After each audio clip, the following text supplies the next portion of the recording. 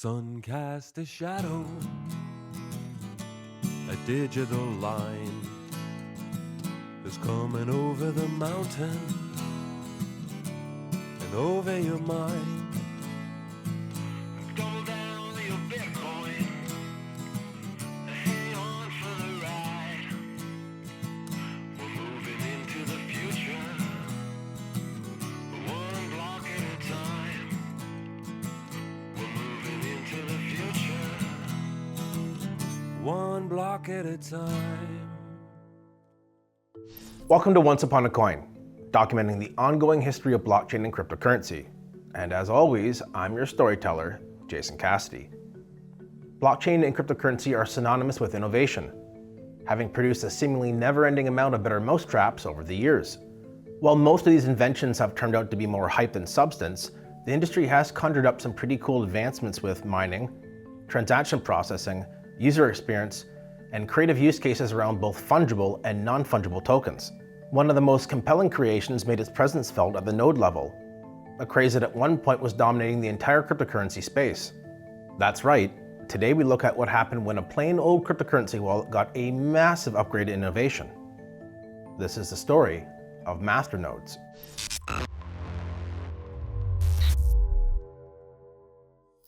As with any good story, before we get into the meat and potatoes of it all, we should probably start off with some background information first. For starters, a node is a pretty common term in cryptocurrency if you've looked into the basics of how a blockchain works. In essence, a node is client software that connects to other nodes on a blockchain network and helps validate and relay both blocks and transactions. A full node is software that contains the entire blockchain it supports, which means it has the entire blockchain history dating all the way back to the Genesis block, the first block ever produced on that blockchain. My first introduction to a full node was the Bitcoin Qt wallet, which took me at least a full day to download the entire blockchain before I could even start using it. Running a full node helps a network in several ways, and to most people, their understanding of a node is via a wallet. Not every wallet runs a full copy of the blockchain, however, often due to challenges like storage limits. For example, the crypto wallet you have on your phone simply does not have the storage capacity to handle the size of, let's say, the Bitcoin blockchain, which at this point is several hundred gigabytes in size. Instead, these wallets or light clients simply download the headers of blockchain transactions to keep track of the blocks while communicating with full nodes on the network to help fill in the blanks. The benefit of a light wallet is you don't have to store the entire blockchain to send and receive, making things faster and more efficient. In contrast, the benefit of a full node is that you play a pivotal role in helping maintain the security of the network. And as we're about to find out, full node operators can also make some money too. Money that people with mobile wallets or regular desktop wallets simply cannot achieve. And this is where masternodes come into play. Masternodes are full nodes, but on steroids. Well, kinda. While running a full node is a passive experience for the most part, setting up and running a masternode takes some time and technical skill. And there's a really good reason behind that, because masternodes can do some pretty cool stuff. Masternodes perform several key functions that go well beyond simply validating transactions on a blockchain. There are a whole host of services that they offer to a network, so let's dive in and take a look at the history of the masternode. The party got started with a cryptocurrency called Dash, which was originally known as Xcoin and then rebranded to Darkcoin. Believing that the name could serve as a barrier to the average customer adopting Darkcoin as a payment method given its connotation to the dark web, the team decided to change the name to reflect something that they were actually offering. All the way back on January 18th, 2014, an early Bitcoin adopter named Evan Duffield forked the code from Litecoin. He made a few changes and voila! The blockchain that just 1 year later would be rebranded to Dash was now born. One of the changes made here was to the algorithm, moving away from the standard SHA-256 that Bitcoin and Litecoin employed to the X11 algorithm. The X11 algorithm was ASIC resistant, meaning that powerful mining machines could not join the network, drive up the hash rate, and take the lion's share of the coins. I know quite a bit about the early days of Dash as I was fortunate enough to work with one of the original team members, and a true OG of the industry that helped the team settle on the Dash name. Shout out to Coins 101 if you are watching. Dash launched with the ability to turn full nodes into masternodes, which when configured properly would allow the masternodes to offer a variety of services. Services like instant transactions, privacy features, and an early version of a decentralized governance system in the form of a DAO, or decentralized autonomous organization. This would allow network participants to vote on key decisions, helping influence the direction that Dash would go in.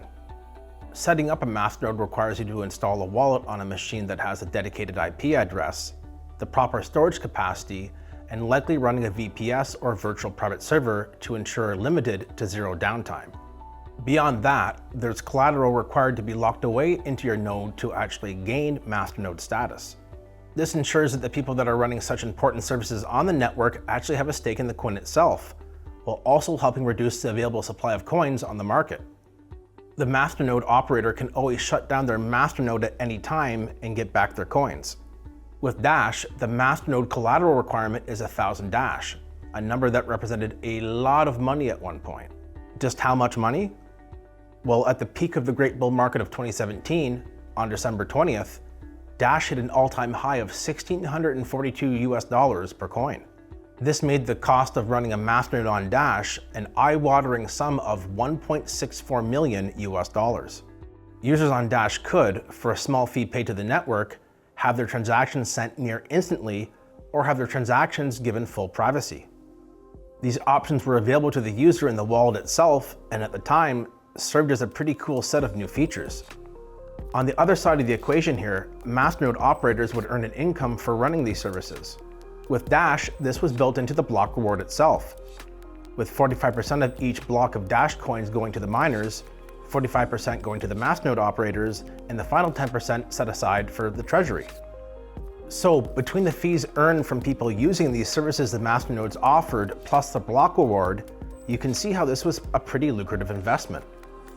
Once you got past the initial challenge of setting up your Masternode and ensured minimal downtime plus kept your node software updated, you could just basically sit back and ching ching, cash in that sweet, sweet coinage. I need to underscore here just how hot Dash and Masternodes became around this time. For a while, Dash was pretty much the king of the mountain, long before Ethereum took that mantle as a runner-up to Bitcoin. In the early days, before Ethereum was operational and making any real waves, if you were looking for a legit contender to Bitcoin in the up-and-coming altcoin scene, then you were probably looking at Dash. It really was all the rage for a while, let me tell you. So popular did the concept of Masternodes become that soon after Dash introduced the idea to the blockchain world, several other Masternode networks began to pop up looking to emulate Dash's success. And one of those networks was none other than Pivx, standing for Private, Instant, Verified Transactions. Launched on January 31st, 2016, Pivx offered the same services as Dash, but it also included innovative privacy features, greatly helping spread the now growing Masternode fever that was sweeping across the blockchain landscape. Soon after this, several coins followed suit, including Crown, which focused on building a decentralized application platform around their Masternode network. By 2018, the Masternode sector in crypto had become so widespread that they began popping up on a plethora of proof-of-stake networks, well beyond what Pivx had introduced years prior. Projects such as Divi and Colossus XT adopted proof-of-stake Masternodes, lowering the barrier of entry to becoming a Masternode operator by offering simple initial setups, plus a robust suite of node management tools. At this point, Masternodes were becoming a pretty common part of many blockchain networks. And soon after, you saw projects like Polis take this even further by creating tools that will allow their users to launch a Masternode with just a couple simple clicks. Now we're going to come down to install Polis. We already sent 1,000. We've waited for the confirmations. We have the confirmations.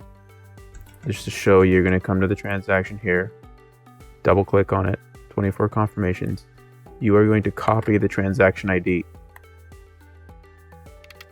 We're going to hit continue, and it's going to install our Masternode for us.